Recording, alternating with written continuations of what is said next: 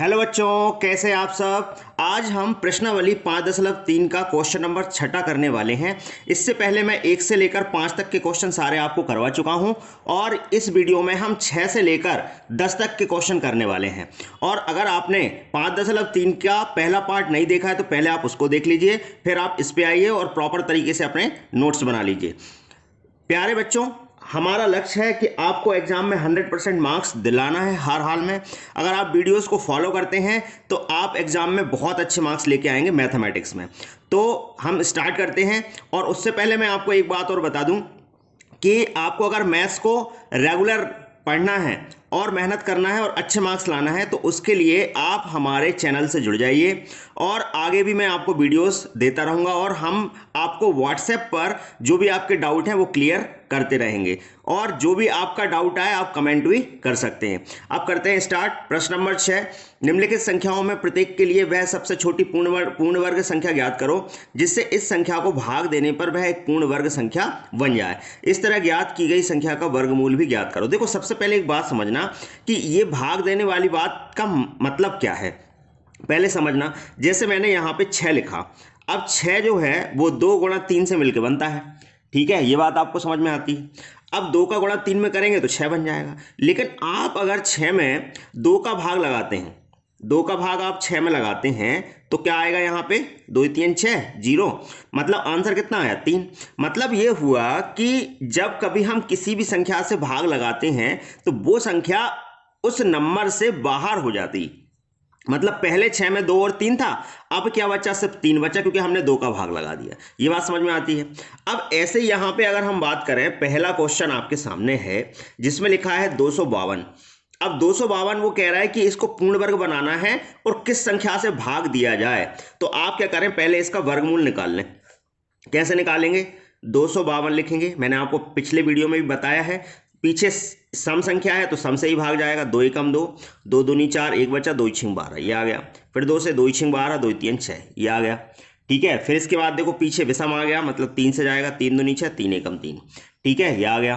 अब इसके बाद आगे बढ़ते हैं तो आगे क्या मिलेगा? फिर 3 से 3 7 21, फिर 7 एकम 7। अब आपको यहां पर 252 को अभाज्य गुणनखंड के रूप में लिखना है। ठीक है, 2 कितनी बार है? 2 बार। ठीक, फिर 3 2 बार, फिर 7। अब आप मुझे एक बात बताओ कि हमें यहां पर युग्म बनाने हैं, जोड़े बनाने हैं। तो उसके लिए देखो 2 का बन गया, 3 का बन गया, लेकिन 7 यहां पे एक्स्ट्रा है। 7 यहां पर एक्स्ट्रा है। तो आप यहां पे ये आपको समझना है कि 7 अगर एक्स्ट्रा है तो 7 का ही इसमें हम भाग लगा दें इस नंबर में तो ये एक पूर्ण वर्ग बन जाएगा। ठीक है, अगर इस नंबर में हम 7 का भाग लगा दें तो पूर्ण वर्ग बन जाए, क्योंकि 7 को हटाना है, भाग लगा देंगे तो वो हट जाएगा। तो हम यहां पे लिखेंगे 7 का 7 का भाग 7 का भाग लगाएंगे।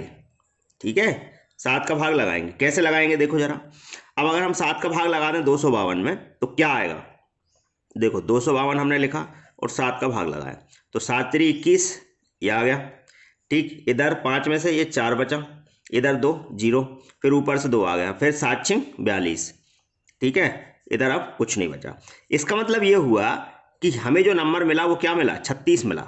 हमें जो नंबर मिला वो 36 मिला, जो कि किसका वर्ग है? जो कि 6 का वर्ग है। ठीक है, इस तरीके से आपको इन सवालों को करना है। बहुत आसान है, ज़्यादा कोई दिक्कत नहीं है। आप बहुत आराम से इन क्वेश्चंस को कर सकते हैं। तो ये तो था पहला सवाल, ये आसान था। अब मैं कोई दूसरा सवाल इसमें से उठाता हूँ और आपको बताता हूँ कैसे करना है। ठीक है, स्टेप बाय स्टेप एक क्वेश्चन और हम अच्छे से समझते हैं। जैसे यहाँ पे दूसरा ही क्वेश्चन उठा लेते हैं। दूसरे क्वेश्चन में लिखा है 29 25। ठीक है, अब इसको भी इसी मेथड से सॉल्व करना है। ध्यान देंगे, स्टेप बाय स्टेप करते रहेंगे। अगर कोई भी डाउट आता है तो कमेंट जरूर करते रहना ताकि मैं आपका डाउट क्लियर कर सकूं। ठीक है, तो यहां पर 29 25 लिखा हुआ है।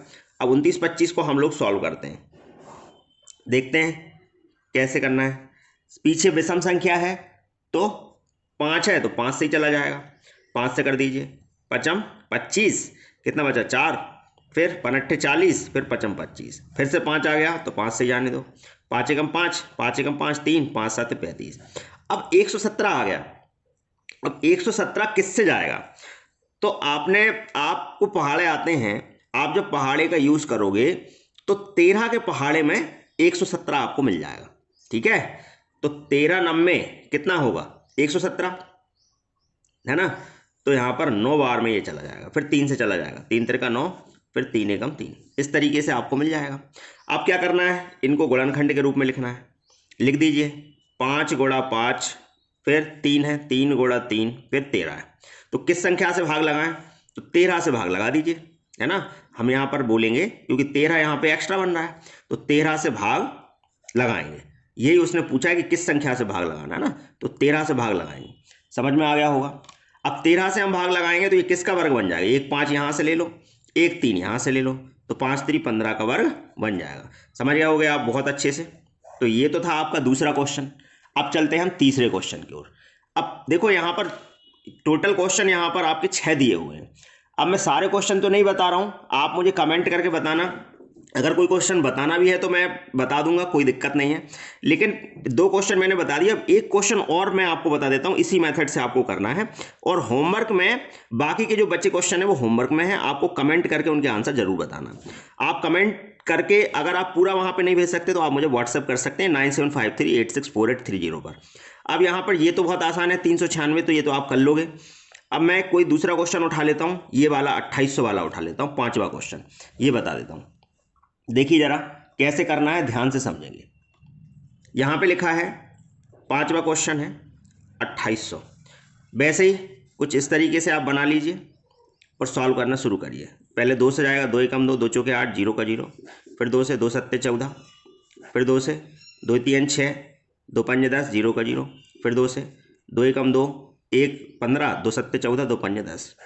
फिर अब पीछे 5 आ गया तो किससे जाएगा, 5 से, 5 3 15, 2 5 25, फिर 5 से 5 7 35, फिर 7 एकम 7। इस तरीके से आपका ये पूरा अभाज्य गुणनखंड आपको मिल जाएंगे।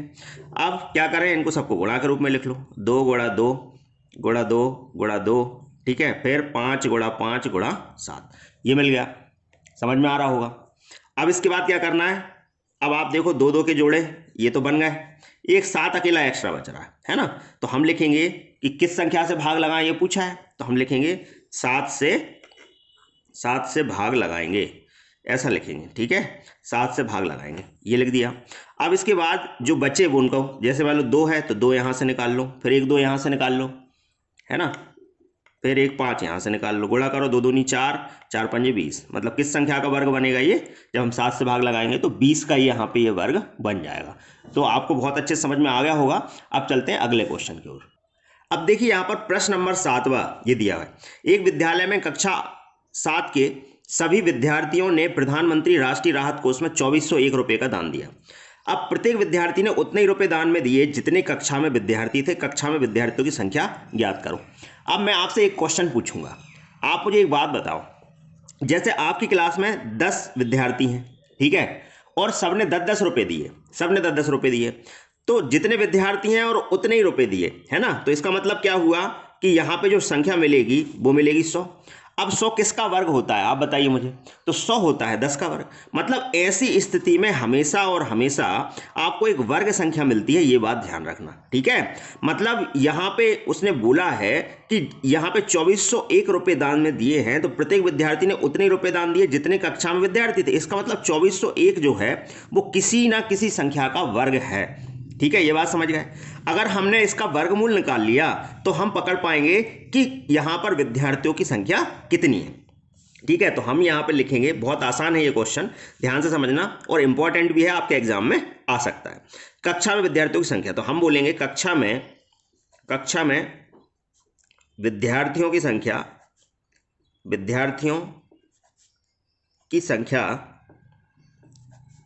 x है, ठीक है। हमने क्या सपोज कर लिया, x सपोज कर लिया, माना, ठीक है। अब आप ध्यान से समझना आगे क्या करना है।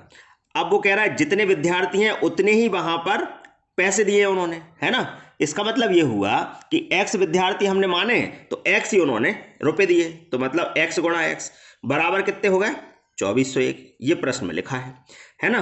अब हम क्या करेंगे, 2401 का यहां पर प्राइम फैक्टराइज कर लेंगे, है ना, अभाज्य गुणनखंड निकाल लेंगे।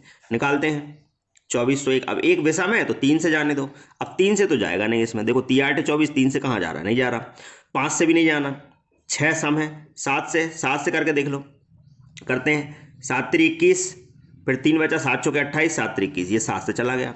फिर 7 चौके 28, 7 नम 63, फिर 7 से, 7 सतैया 49, फिर 7 एकम 7। ठीक है, ये मिल गया। अब ये मिला हमें, तो यहाँ पर x का x में गुणा करेंगे तो x की घात 2 मिलेगा। अब 7 कितनी बार है, यहाँ पर 4 बार है। ठीक है, तो 7 गुणा 7 गुणा 7 गुणा 7। ठीक है, ये मिल गया।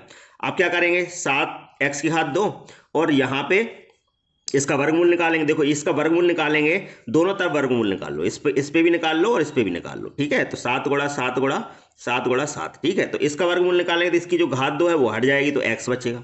अब यहां से क्या होगा, एक इधर से बाहर आ जाएगा, एक इधर से बाहर आ जाएगा, तो 7 गुणा 7।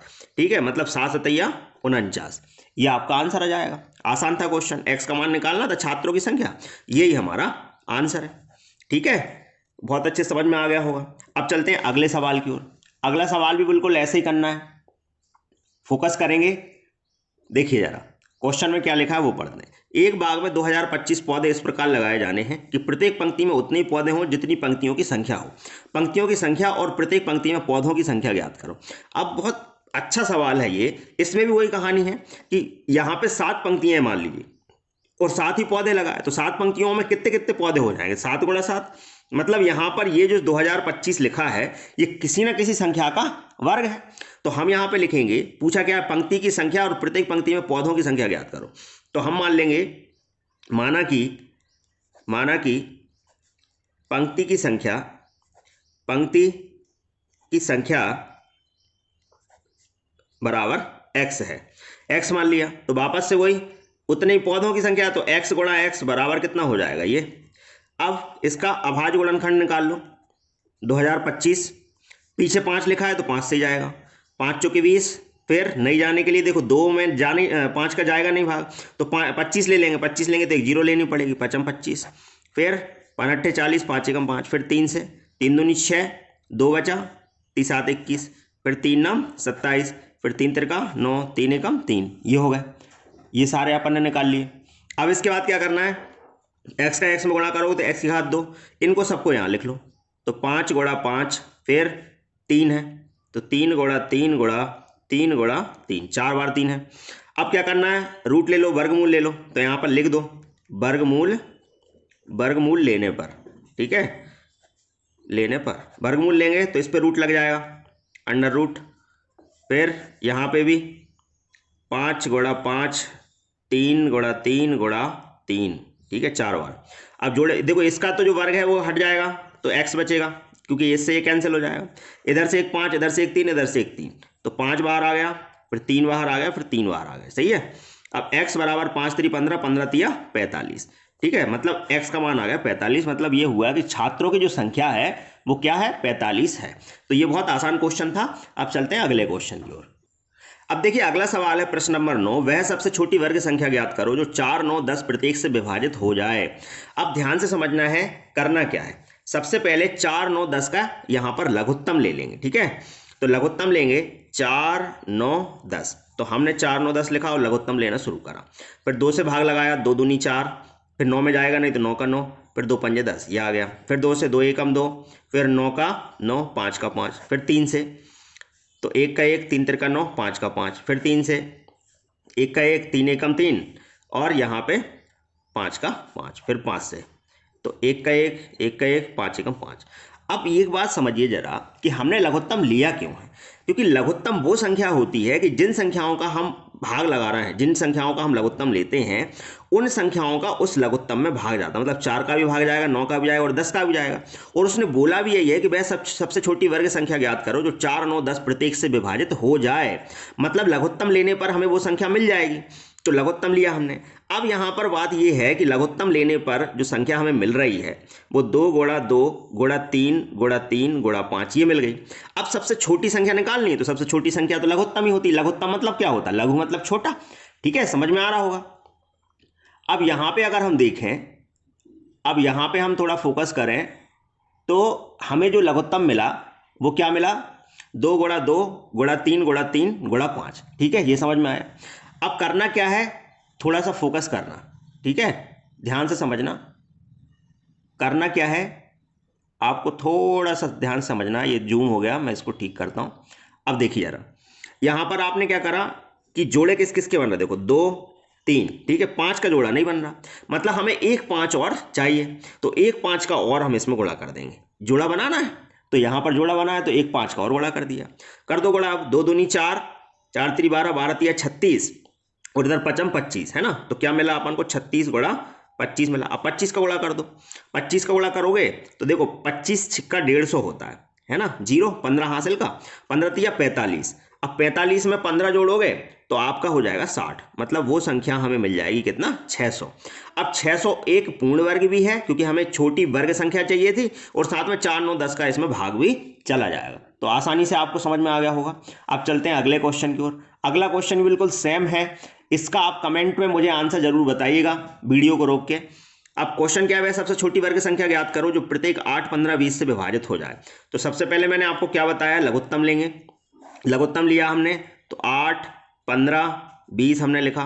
तो पहले सबसे छोटी संख्या से भाग देते हैं, तो 2 चौके 8, 15 का 15, फिर 2 से इधर 10 आ जाएगा, फिर 2 दूनी 4, 15, 2 पंजे 10 आ जाएगा, फिर 2 से 2 एकम 2, 15 का 15, 5 का 5, फिर किससे? 3 से है ना, फिर 3 से 1 का 1, 3 5 15, 5 का 5, फिर 5 से, तो 1 का 1, 5 एकम 5, 5 एकम 5। तो ये नंबर अपन को मिल जाएंगे यहाँ पे। अब जरा देखते हैं, 2 को लिख लो, 2 गुणा 2 गुणा 2 गुणा 3 गुणा 5, ये आ गया। अब क्या करना है? यहाँ पे देखो जरा जोड़े किस किस के नहीं बन रहा है, तो 2 का बन रहा है, ठीक है। तो अब यहाँ पे 1 2 चाहिए अपन को, 1 3 चाहिए और 1 5 चाहिए। इनके जोड़े अपन को बनाने हैं, तो बस इनके गुणा और कर दीजिए। इसमें 1 2 का गुणा कर दीजिए, 1 3 का गुणा कर दीजिए और 1 5 का गुणा कर दीजिए, तब यहाँ पर हमें एक वर्ग संख्या मिल जाएगी। तो करते हैं अपन गुणा। देखो 2 दूनी 4, 4 दूनी 8, 8 3 24, 24 पंजे 120, ठीक है। तो ये तो मिल गया हमें 120। फिर 3 दूनी 6, 6 पंजे 30, 30 यहाँ पे मिल गया। अब इनका गुणा कर लो, 2 0 12 तिया 36, मतलब यहाँ पे 3601 जो है एक वर्ग संख्या हमें मिल जाएगी, और यही हमारा आंसर है जो 8 15 20 को भी विभाजित करेगा। तो मेरे प्यारे बच्चों, आपको बहुत अच्छे से ये वीडियो समझ में आया होगा। अगर कोई भी डाउट आता है तो आप मुझे कमेंट बॉक्स में कमेंट करके बता सकते हैं। इसके अलावा मेरा नंबर है 9753864830, इस पर भी आप मुझे व्हाट्सएप करके बता सकते हैं। अगर आपका कोई भी डाउट है तो आपको पूरी हेल्प दी जाएगी। भारत एजुकेशन आपको free of cost videos provide कर रहा है, कोर्स भी प्रोवाइड कर रहा है। इसकी आप हेल्प लीजिए और एग्जाम में अच्छे मार्क्स लाइए। Thank you.